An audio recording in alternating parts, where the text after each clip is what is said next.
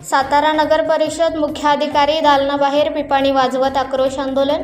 सातारा नगरपालिकेच्या वार्ड क्रमांक 17 मधील रस्त्याच्या कामासंदर्भात गेल्या 3 वर्षापासून वारंवार मागणी करून देखील दुर्लक्ष केले जात असल्याचा आरोप शिवसेना उभाटा गटाचे सादिक अली बागवान यांनी केला आहे।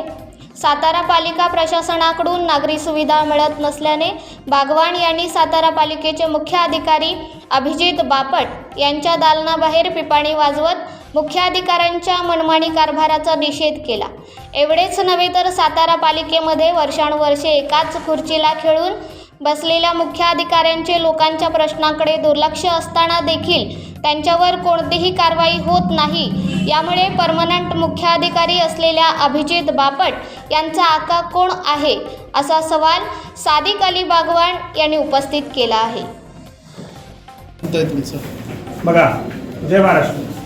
27/11/2021 पासून प्रशासकीय मनमानी कारभार चालू आहे आणि या मनमानी कारभाराचे जे नेतृत्व करतायत ते परमनंट मुख्याधिकारी की ज्यांना कुणीच बदलू शकत नाही, ना पालकमंत्री बदलू शकतो, ना कुठला आमदार, ना कुठला मुख्यमंत्री, असं या मुख्याधिकाऱ्यांचा हा कारभार चालू आहे। मागच्या बरेच दिवसापासून मी वॉर्ड क्रमांक 17 मधील नागरी सुविधा, ते रस्ते असो, पाणी असो, कचरा असो आणि आरोग्याच्या संदर्भातले असो, बऱ्याच वेळा निवेदन देऊन सुद्धा मला ह्या परमनंट मुख्याधिकाऱ्यांनी कुठलीही कारवाई त्याच्यावरती न करता, न कॉन्ट्रॅक्टरवरती ना कोणावरती कारवाई न करता नागरिकांना 3 वर्ष रस्ता खड्डेमय, धुळीमय, आरोग्य धोक्यात घालण्यासारखं यांनी ते काम केलेलं आहे। आणि वारंवार असं सांगितलं जातं की हे रस्ते आम्ही पीडब्ल्यूडी कडे वर्ग केलेले। हे पीडब्ल्यूडी कडे वर्ग करत असताना माझी मनात अशी शंका आहे की पीडब्ल्यूडी आणि नगरपालिका हे अंधश्रद्धेत आहेत का? तिथले जाणाऱ्या येणाऱ्या नागरिकांचा, शाळेत जाणाऱ्या मुलांचा एखाद्याचा बळी घेतल्याशिवाय ते रस्ते करणार नाहीत का? अशी माझी एक सार्वजनिक भावना झालेली आहे। हे बघता माझी आपणा पत्रकार बंधूंना विनंती आहे की त्यांनी या 3 वर्षाच्या अखंड त्रासा जे नागरिक तिथले त्रास सहन करतात आहेत त्याच्याबद्दल तुम्ही सुद्धा आपल्या माध्यमातून आवाज उठवावा आणि पुढच्या 3 वर्षात जर यांना रस्ते करता येत नसतील तर तिथल्या नागरिकांना आणि गाळा मालकांना घरपट्टी आणि गाळापट्टी ही माफ करण्यात यावी।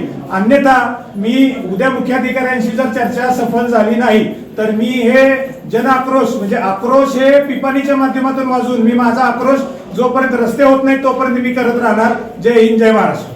तुम्ही एक विषय बोलला की मुख्याधिकारी परमनंट आहेत, नेमकं कोणाचा वरद असते, काय इतके वर्ष ते इथं आहेत, तुमचं नेमकं म्हणणं बघा, आपण आता येत्या ह्या 3-4 आठवडे मागच्यापासून एक आकाचं एक नाव आपण सगळीकडे चर्चेत येते। मग असा आका कोण आहे की त्यांना एवढ्या मागच्या वर्षापासून या खुर्चीवर खेळून ठेवलंय, त्याचाही शोध आपल्या मार्फत झाला पाहिजे।